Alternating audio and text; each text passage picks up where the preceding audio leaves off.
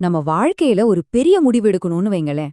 ஆனா மனசுக்குள்ள ஒரு பெரிய போராட்டமே நடக்கும். என்ன பண்றதுனே தெரியாம அப்படியே ஸ்தம்பிச்சு நிப்போம். நம்ம முடிவு சரியா இருக்குமா இல்ல தப்பாயிடுமோன்னு ஒரே கவலை. அதனால முதல் அடியை எடுத்து வைக்கவே ரொம்ப தயங்குவோம். இந்த உணர்வு நம்ம எல்லாருக்கும் நல்லா தெரிஞ்சது தானே. வாங்க, இந்த மனப்போராட்டத்துக்கான ஒரு ரொம்ப பழமையான ஆனா அதே சமயம் ரொம்ப சக்தி வாய்ந்த ஒரு தீர்வை பத்தி இன்னைக்கு ஆழமா பார்க்கலாம். இப்ப இந்த காட்சியை கொஞ்சம் மனசுல கொண்டு வாங்க. மாபெரும் வீரன் அர்ஜுனன் போர்க்களத்தோட நடுவுல நிக்கிறான். எதிர் தரப்புல நிக்கிறது யாரு? அவனோட குரு, சொந்தக்காரங்க, நண்பர்கள். அவனோட மனசுக்குள்ள நடக்கிற போர்க்களம் அவனை நிஜமான போர்க்களத்துல எதுவுமே செய்ய விடாம தடுத்து நிறுத்துது. இது அர்ஜுனனோட கதை மட்டும் இல்லங்க, இது நம்ம எல்லாரோட கதையும் கூட.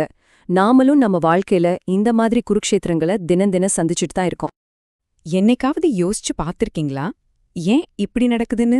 ஒரு வேலைய செஞ்சா அதோட முடிவு என்ன ஆகுமோன்னு நினைச்சே கவலைப்படும்போது அந்த வேலையை செய்யறதுக்கான சக்தியே நாம இழந்துடுறோம். இந்த கேள்விதான் அர்ஜுனனோட மொத்த குழப்பத்துக்கும் ஆணிவேர். சொல்லப்போனா நம்மளோட பல தயக்கங்களுக்கும் இதுதான் காரணம். ஆனா இந்த குழப்பத்துக்கெல்லாம் ஆயிரக்கணக்கான வருஷங்களுக்கு முன்னாடியே ஒரு தெளிவான வழிகாட்டுதல் கொடுக்கப்பட்டிருக்கு. அதுதான் பகவான் கிருஷ்ணர் தன்னோட நண்பனான அர்ஜுனனுக்கு கொடுத்த அந்த உபதேசம். இந்த சமஸ்கிருத ஸ்லோகத்தை கேட்கும்போதே ஒரு விதமான சக்தி கிடைக்குது இல்லையா? இது வெறும் வார்த்தைங்க கிடையாது, இது ஒரு முழுமையான வாழ்க்கை தத்துவம். சரி வாங்க, இந்த சக்தி வாய்ந்த ஸ்லோகத்தோட ஆழம் கொஞ்சம் கூட குறையாம இதை எப்படி நாம புரிஞ்சுக்கிறதுன்னு பார்க்கலாம். இந்த ஸ்லோகத்தை நம்ம தாய்மொழியான தமிழ்ல புரிஞ்சுக்க முயற்சி பண்ணும்போது அது வெறும் தத்துவமா இல்லாம ஒரு வாழ்க்கைக்கான வழிகாட்டியா நம்ம கண்ணு முன்னாடி விரியுது. இந்த முழு விளக்கத்திலையும் நம்ம இந்த தத்துவத்தை தான் அலசி ஆராய போறோம். இந்த ஒரே ஒரு ஸ்லோகத்தை முழுசா உள்வாங்கிக்க அத 4 முக்கியமான பகுதிகளா பிரிச்சு பார்க்கலாம். ஒவ்வொரு வரியும் நமக்கு ஒரு ஆழமான பாடத்தை சொல்லிக் கொடுக்குது. முதல் கொள்கை இதுதான்: நம்மளோட அதிகாரம், நம்மளோட கட்டுப்பாடு எல்லாமே நாம செய்யற செயல்ல மட்டும்தான் இருக்கு. வேற மாதிரி சொல்லணும்னா, உங்க கையில இருக்கிறது நீங்க செய்ய வேண்டிய வேலை மட்டும்தான். அந்த வேலையை எப்படி செய்யணும்ன்றது மட்டும்தான் உங்க அதிகாரத்துக்கு உட்பட்டது. சரி, இதுதான் புரிஞ்சுக்கிறதுக்கு கொஞ்சம் சவாலான ஒரு பகுதி. நீங்க ஒரு செயலை செஞ்சுட்டீங்க, ஆனா அதோட முடிவு என்ன ஆகும்? அதுல வெற்றி கிடைக்குமா, தோல்வி கிடைக்குமா? இதெல்லாம் நம்ம கையில இல்லையா? அதே மாதிரிதான் நம்ம செயல்களோட விளைவுகள் மேல நமக்கு எந்த உரிமையும் கிடையாது. இது இன்னும் ஒருபடி ஆழமா போகுது. அதாவது, ஒருவேளை வெற்றி கிடைச்சிட்டா எல்லாம் நான் தான் செஞ்சேன்னு சொல்லி பெருமைப்படவும் கூடாது. அப்படியே தோல்வி வந்துட்டா ஐயோ எல்லாம் என்னாலதான்னு உடைஞ்சு போய் உட்காரவும் கூடாது. அந்த விளைவுகள்ல இருந்து நம்மளோட நாங்கிற அகந்தைய முழுசா பிரிச்சு எடுக்கணும். இது ரொம்ப ரொம்ப முக்கியமான ஒரு எச்சரிக்கை.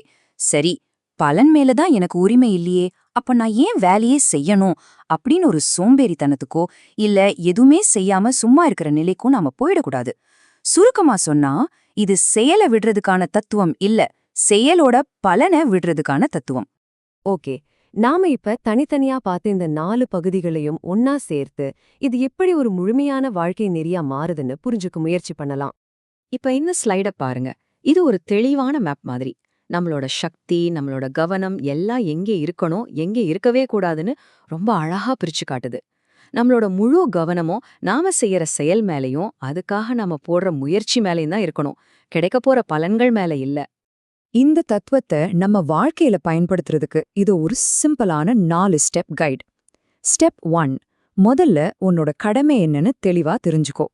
ஸ்டெப் 2, அதை உன்னோட முழு மனசோட முழு திறமையோட செய். ஸ்டெப் 3, ரிசல்ட் என்னவாகுமோங்கிற கவலைய முழுசா தூக்கி போட்டுடு. ஸ்டெப் 4, ஆனா கடமைய செய்யாம மட்டும் இருந்துராத, அவ்வளவுதான் சாரம். சரி, இதெல்லாம் ஏதோ பழங்காலத்து போர்க்களத்துல சொன்ன விஷயம் மாதிரி தெரியலாம். ஆனா நம்மளோட இந்த ஃபாஸ்ட் பேஸ்ட், டெட்லைன் நிறைஞ்ச உலகத்துக்கு இது எப்படி பொருந்தும்? வாங்க அதையும் பார்க்கலாம். யோசிச்சு பாருங்க, நீங்க ஒரு பரீட்சைக்கு படிக்கிறீங்கன்னா ரிசல்ட் என்ன வருமோங்கிற பயம் இல்லாம படிக்கிறதுல மட்டும் உங்களால முழுசா கவனம் செலுத்த முடியும்.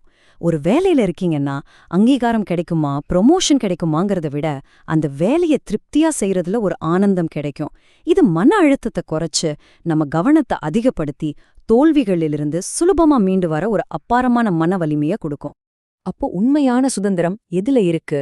ரிசல்ட்ட நம்ம இஷ்டத்துக்கு மாத்திக்கிறதுல இல்ல, நம்ம செய்யற செயல, நாம போடுற முயற்சிய முழுமையா நம்ம கட்டுப்பாட்டுல வச்சுக்கிறதுல தான் இருக்கு.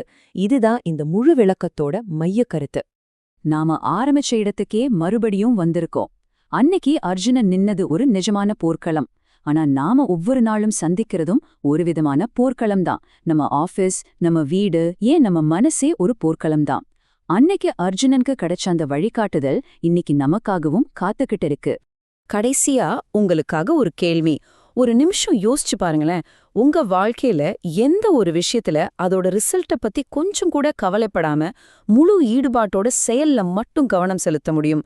அந்த ஒரு சின்ன மாற்றம் உங்க வாழ்க்கையில எவ்ளோ பெரிய மன அமைதியை கொண்டு வரும்னு ஒரு நிமிஷம் கற்பனை பண்ணி பாருங்க.